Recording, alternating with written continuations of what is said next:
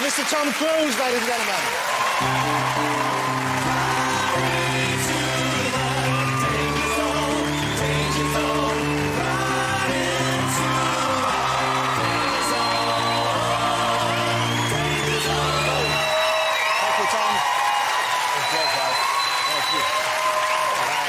Proper movie star, ladies and gentlemen. That's what you're looking at right there. Wow. Look at that.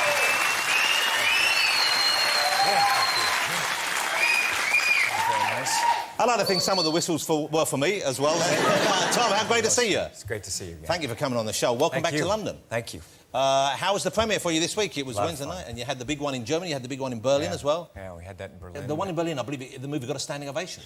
Yeah, we got... standing ovation. Were you concerned about how it would play in Germany? Because obviously it's a, I know it's a positive spin on that particular period in their history, but at the same time, it's, it's there's a lot of pressure when we're making it to make it accurate to those events.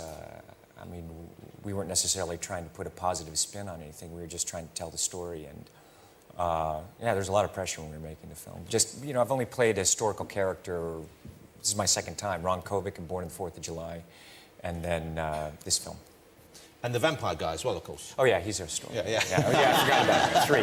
That was in the past. Right. Yeah, of course. I'm going to talk about the movie at some length later on because I love the film. We'll talk about it. But when you come, I've noticed, when you do premieres and when you come over here to the premieres, it's a kind of almost a tradition where you walk around and you seem to want to greet every single person in the crowd individually, which is a lovely gesture. It's a marvellous thing. But you spend a lot of time out there. How long do you spend outside on average before a movie? I don't know.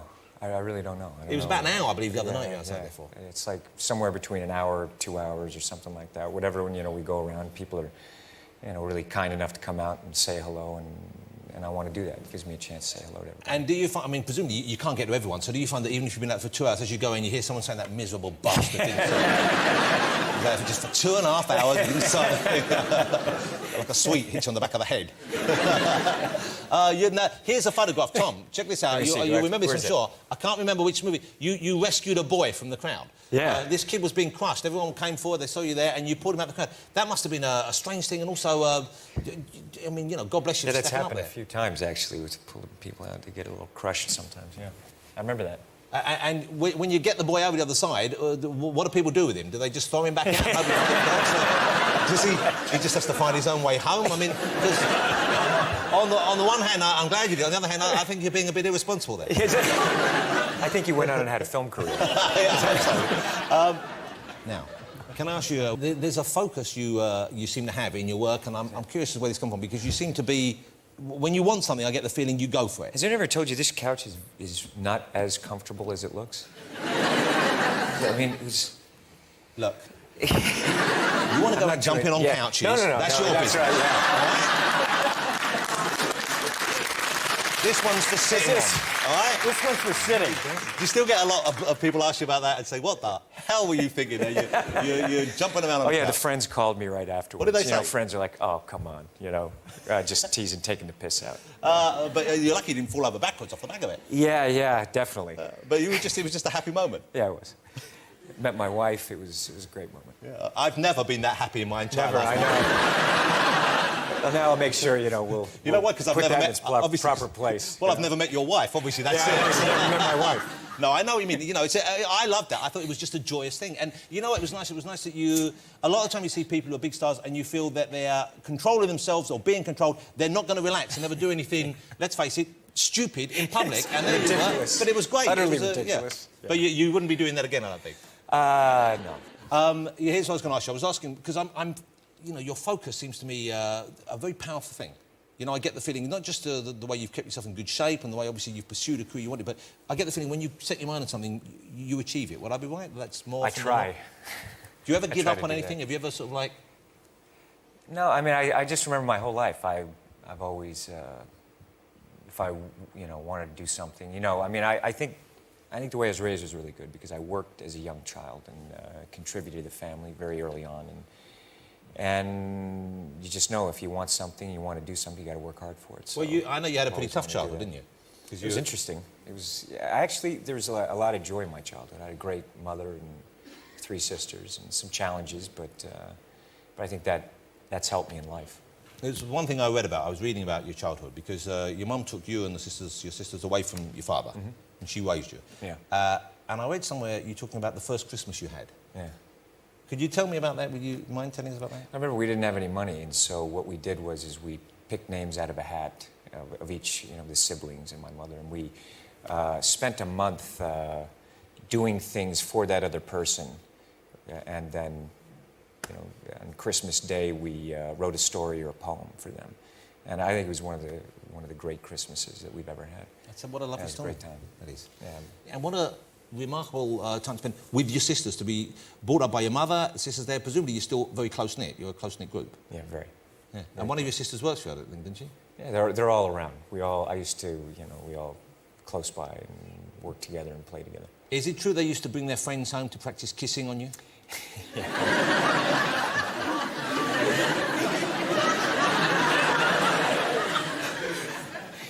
Yeah, my sister's older sister's friends, they wanted to practice their French kissing.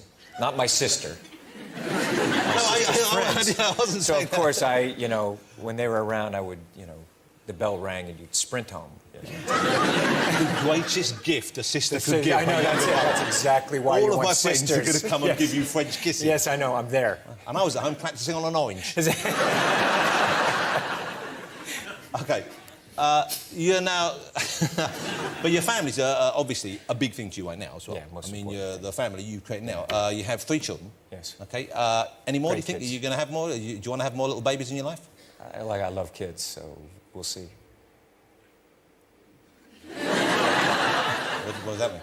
I mean, we'll see. Well, I'd like to know. I'm going to ask a very straightforward question. It's a yes or no. I think you got to ask Kate. You don't know yet? You got to ask Kate. Okay. She's over here. Did she come over to Yeah, Europe? she left back to the States today to get back with the kids. She was just had a big success in New York on stage, I believe, Yes, didn't thank she? you. On Yeah, Broadway. Broadway. Congratulations. Thank you. Now, is that an area that you'd like to do as well? Because you haven't really acted on stage live, I think, since you were a kid, since you first started out. Since I was a kid. I'd like to do a film musical. I'd like to do that. And can you do well? well? I've never done that. We'll see if I can sing or dance. What's your singing like? It might fall right on my face. So, what is my singing like? I don't know, really, actually. Well, let's sing a little bit in the Would you shower. like... Let's hear a little bit now, and then we can help you decide whether or not you're performance ready. Well, I don't want to ruin my chances and scare people away from my You are not film leaving musical. until you've sung, so don't even start wheezing out of it.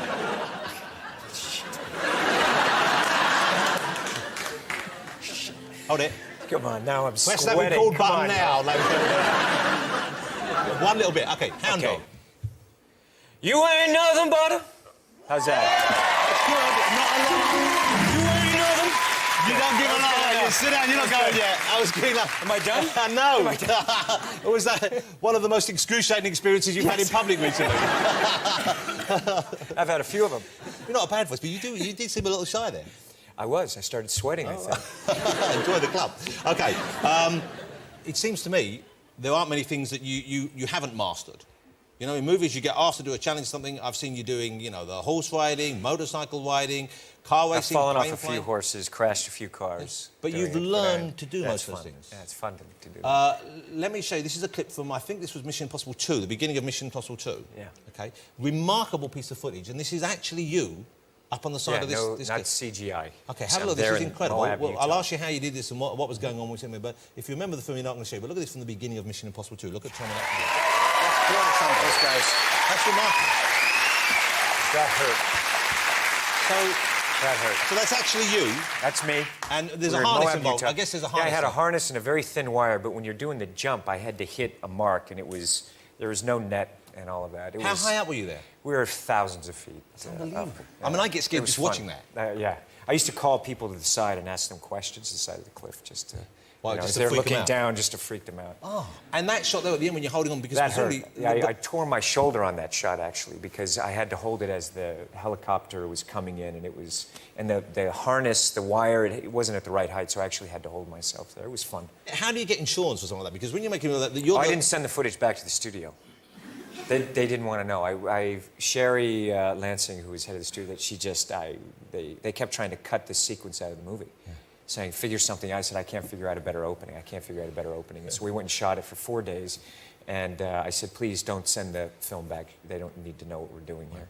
Well, as we saw earlier, Stephen Fry also does many of his own stunts. Would you give him any tips for how to handle a horse? You know, I remember doing Far and Away, and I flipped over the back of the horse going about 34, 35 miles an hour. But there's a real danger you could get seriously hurt when you do Yeah, I was lucky I didn't get hurt, yeah. When do you think, is there a point where you think, I've got to start slowing down, if not for my sake, then for the family, because I'm going to get injured, or...? You know, I guess I'll do it as, you know, as long as I can, and you know, I'm going to keep doing this the rest of my life, so we'll see. But have you got to the stage yet where you look at a script and you think, there's a lot of running there? I don't know, you know what I mean? Do you look at, you mark it as a Not running, yet, I sweating? haven't gotten there yet. No, because that will happen, I guess. It gets to the stage where people start going through scripts and they look for sunny locations. Is that sunny locations? Yeah. And, there's lots of sitting down, I'll do it. They start crossing their lines out if there's too many lines. Well, Clint Eastwood famously does that anyway. He doesn't ever like to speak on screen. Yeah, and Steve McQueen, he used to cut his lines out. Well, Steve McQueen, he's a guy I'm fascinated by, and I'm sure you as well. Tremendous screen presence, great actor, and the man himself seemed to live a life which was just kind of, you know, exactly what he wanted it to be. Yeah, that's what he did. What do you do? He used to, like, for a day off, he used to get up early, he'd go off to the desert and he'd ride his motorcycle. What do you do if it's a day just I actually for time? my wife gave me one of his Indian motorcycles that he put together. And do you still ride it? Oh, I ride the Indian, yeah, it's great. And so what do you do for a day off? If you've got a day off and you don't have to do a show like this, you don't have to promote a movie, you're not actually filming, you're not developing an idea, you're not even with the family. If there's a day off where it's just a Tom Cruise day, this is the day for you, OK? You can do whatever you want. Yeah. You could stay at home, you could watch whatever you want on TV. You get a box set of Sex and the City out, whatever. No one's going to judge you, Tom. OK? You can go out, you can go to the cinema in disguise if you want. You eat as much pick and mix as you want.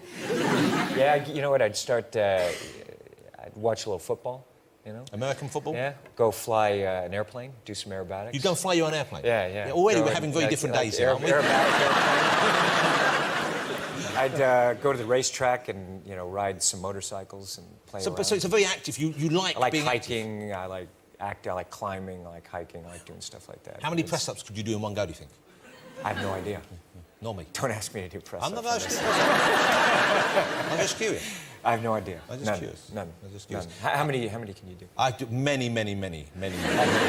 At least 7 or 8 proper ones. 7 or 8 right now? The ones where if you've got to touch your nose to the floor, about 3. Yeah. I've got this thing to try and keep in shape, and you're right. I'm in great shape for my age. Thank you. But you were saying that earlier. We didn't want to put that in the show. It seems self-serving. I have a vibrating platform I stand on. You heard about these things? No, I haven't. Yeah. What happens? I don't understand. It just sort of shakes you up a bit. I don't know if it does any good, obviously not. And that's supposed to keep you fit? Well, it's meant to keep you fit. Is that good for your internal organs? Probably not. And I tell you what, you break wind copiously. Do you? But I get the feeling, unlike the rest of us, you probably don't have a major flatulent problem. If you're at home with Katie and you break wind, do you fan the duvet like the rest of us do? Or is it Mission Impossible 3, lockdown? You know what I'm saying? You know what I'm saying? It happens to all of us, to the best of us. So, I always fan it. Get it out. Do you fan or do you lock down?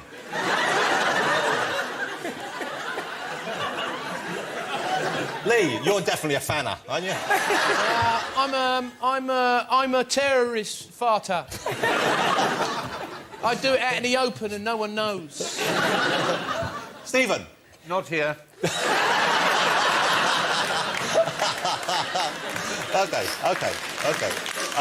Now, serious. Let's change the mood here because I want to talk about something which I saw last week, enjoyed tremendously, ladies and gentlemen. The new movie Valkyrie. You know, and this was... When did you start making this? This was about 2 years ago that I first read it about 2 years ago. OK, because I knew about the story of this man a little bit. I'd studied history years ago, and I knew there were I didn't know the story at all. Okay. So who came to you with this idea? When did you first get excited by it? Chris McQuarrie, the writer who wrote Usual Suspects. Great writer, and terrific Bryan writer. Singer and Bryan Singer, who did Superman, X-Men, and Usual Suspects, and they came to me with the story, and I read it, and I thought this is a great suspense thriller. I remember putting it down and thinking, is this true? And I sat down with him and found out these actual events really occurred, and this man lived, and it was astonishing. I was astonished, actually. Because he was involved in more than one attempt, or at least in more than one plot. He was involved in the plot. I mean, it really reads like a suspense thriller, and the film is told in the classic sense of this kind of filmmaking, you know, this kind of filmmaking, where it's set in World War II, but I think the themes are also they're ageless, they're timeless about rising up against, you know, such like, oppression and dictatorships. And it's a very human story, but I found it very moving. It's remarkable how much you actually look like this man. And you must have, there's a photograph. Look, there's a photograph, the profile of Tom, and there's Klaus von Stauffenberg on the left there. There's a real similarity there. I mean, that's quite uncanny, isn't it? Yeah, when they show me today, my nose is a little different, chin. And, yeah, well, you're kind not quite as good looking as he was, but you're is very... I'm trying. Then let me ask you about when you're playing a character from that period of German history. You're playing someone who was a member of the Nazi party, a Nazi soldier. When you're preparing for that part, even today, I imagine, when you're putting on the clothes that character plays, but even today, the Nazi uniform, it has a certain power that comes with it. It's a certain, it's a shocking thing. It was creepy the first time. And it must be strange. It was creepy the first time I put it on. It came in, and there's been a fascination. My whole life, I've had a real fascination with World War II, and of course, I saw, you know, the World at War, narrated by Laurence Olivier. What a great series. Yeah, it's just an incredible series. And just all of a sudden, there's the first, you know, uniform that I did. I was at my office, and we were all around and to try it on, and it was, you know, it's just, yeah, it has a power to it. It must be peculiar. Yeah, it was very peculiar. But also, what helped is that what this man stood for, you know, I greatly admire him, and he was someone who opposed Hitler. Actually, you know, even as early as 1938, someone's got to shoot that bastard, and I found it just very compelling. At what point do you decide, or the director or someone, decide on how you're going to play the characters? Because you're playing Germans. Sometimes you see movies in which people affect a German accent when they're doing them. Other times they play it with their own accents, which is the route you went down. Were discussions held? Did you try out accents before? Spent a lot of time going through it. How are we going to approach it? But it's also, this is a broad audience film. And I think that when you look at those kinds of pictures where if we're going around affecting German accents, where we're in Germany, we also thought, well, why don't we all just speak German? Yeah. You know, so we just, you know, did it that way, and Brian, I think it was the right choice. Do you like? So I start out. I speak German at the beginning of the movie. Yeah, when was that you speaking? Yeah, that was me speaking German at the beginning of the film, because it really will want to take the audience and bring them into this world in this time period, so that you know, you hear me speaking German as I'm writing in my journal. It's a very clever device. Yeah. So you learned a little bit of German, or a lot of German? Yep, I learned German. Yeah. So you can actually just back and do it. What? What language are you speaking? Eine kleine Nachtmusik. Do you actually can speak? You could conversationalise with the German. I can understand more, and I can speak a few words. Stephen, a lot of time you there. speak a bit of German, don't you? Is this correct? Ja, ein paar, Yes. ein bisschen. Is that French? Lee's using. I don't know what it was, but Lee's now doing Morse code at us. He thinks he's. He can Morse code in German. But I love the German. Yeah. It's excellent. Ja. Yeah, he sounds Beautiful language. I understand what he said. It's a beautiful language, but I like to hear English spoken with the German accent. I like to speak this way sometimes just for fun at home. Do you ever speak this way at home for fun? Maybe someone phone you on the telephone. Hello, would you like to upgrade your service O2? You say, no, what is this? Tom Cruise not here now. No, if you come from somewhere else. I don't know where. Other country. But you ever do that? Of course you don't. No. You've got to loosen up and have a bit more Yeah, fun. I gotta have it, yeah. Never mind all this riding Steve McQueen's bike and flying your plane. Just kick back with an accent. I love Valkyrie. I want you to see this in some fantastic performances. You know, I tell you who you know, everyone is good in it. Great Bill, English Bill cast. Nye Bill is Nye great. is fantastic. Yeah, and also Tom Wilkinson. Hollander. Hollander. No, Kenneth Wilkinson. Branagh. Yeah, fantastic Yeah, performances. Hollander, Wilkinson. We got all the... And the guy who English. plays Hitler as well. I mean, you know, he looks enough like him. Yeah. He's not on screen that much, but it's a difficult role to cast. We shot at locations where these people were also. So did you shoot? You shot in Berlin. You shot in Munich. We shot in Berlin, in the houses where they were, and in locations at the end of the film where it actually took place, and also all the airplanes. Of course, I love flying in airplanes. So all the airplanes are real, and tanks are real. It's a tremendous. I got to do a strafing run on a Panzer division. Let's have a look at this. This is Tom and the rest of the guys in Valkyrie. Look at this. So Tom Cruise, we're trying to kill Hitler. What more do you want? Yeah. That's a great movie. Kill Hitler. Kill Hitler. Kill Hitler. Kill Hitler. OK, Tom, before you go, here's the thing I want to say. Did you see Tropic of Thunder, ladies and gentlemen? Did you see the film Tropic Thunder, it's just called? Yeah, Tropic Thunder. Great film, hilarious film, and, you know, very rare that someone in a small part just about steals the movie. And there's a movie chock full of fabulous performances. But Stephen mentioned it earlier on, that clip where you come on as the actor Len Grossman, is it? Yeah, Les Grossman. Is quite remarkable. Thank you. I knew you'd done a bit of comedy. I hadn't thought of you being kind of that gung-ho to join in. How did the whole look of this guy come about? Actually, I was working on a script with Ben, and you know, we started talking about. I said, you know, you got to have a studio head, and he came back and said, you know, read this, and I said, oh, I got to play this character. But I said, but I've got to have fat hands, and I said, I want to dance. Why? So he kind of looked at. I don't know. You know, when you're working on characters, sometimes you just get ideas, and so we worked on the test, and I showed him how I wanted to dance, and we just played. The hands are kind of disgusting. They kind of creep me out. The hairiness as well. Yeah, I want it. If there's anyone at home who looks just like him, I apologise for saying this, but it's a revolting-looking appearance. Well, he doesn't think so. Les doesn't think so. He thinks he's a player. He is a player. Player?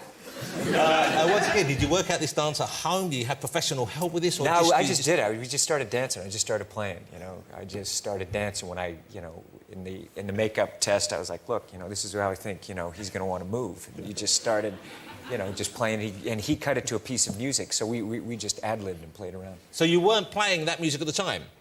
No, in the makeup test they didn't, but when we were shooting, he played this piece. It's Flo Rida, isn't it? Yeah, the guy's Flo name. Rida, yeah. Do you like to dance when you go out? Yeah, I like it. I like dancing. Do you like to sing? Yeah, I love to sing. Okay. I love to sing. I love to sing and dance. OK, let's have a look. This is, if you didn't see it, then you're really going to want to see it now. It's just out on DVD. It's a great fun film. This is Tom in Tropic Thunder. Tom Cruise is Les Grossman. That film is outrageous. So that could so well, much fun. That could well be like a defining performance for you. I love it. It's such a great character to play. I'd like to see him in his own movie. You know, we're kind of talking about it. Come up with a Les Grossman character. That would be fantastic. Yeah. Oh, Yeah. horrible. Maybe if I do a talk show host as Les Grossman, will you come on my show? We're not going to be competing. Mine will be in America. No. What about a film? I would love to. I will be there. Hey, you've got to come back on the show. Will you come back on the show sometime? Yeah, absolutely. Ladies and gentlemen, Mr. It's always Tom great, Cruise.